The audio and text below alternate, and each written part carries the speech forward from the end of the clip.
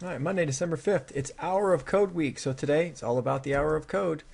Learn about coding, how to control objects with code. One of the languages they say we should all know. So there you go. Hour of Code for Monday. Tuesday, December 6th. What was your favorite coding lesson? What would you do next?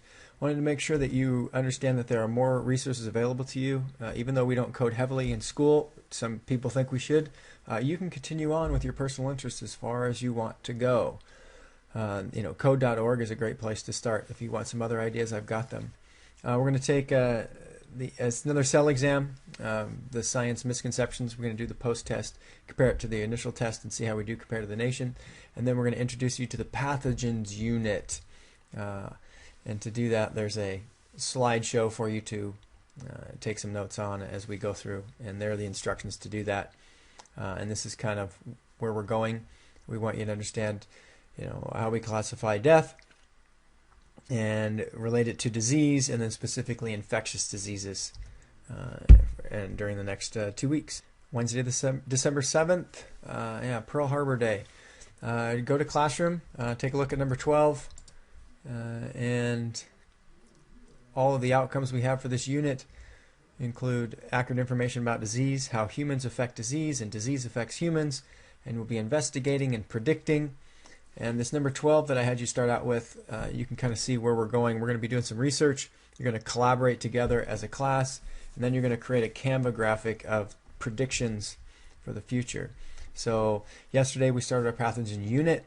You created a couple slides. Be sure to look closely at the instructions and what you're doing and reference that out. Again, number 12 on Classroom. The flow here is that when someone dies, they classify it in one of the 4 ways you see there. Really, we're only going to take a look at number 1, the natural causes. And of those natural causes, we're going to focus on infection. So everything we're going to learn about are the agents of infection. And here's where you're going to gather information, share it out with your class. So it's going to take all of us to pitch in. And then from that, we're going to discuss these items. Okay? And our goal is to make predictions about the future based on what we've seen from the past. And in the end, you're going to end up making a graphic on a website called Canva that you're going to share with the class. So Thursday, December 8th. So what surprised you so far about what you've seen in your lists of disease?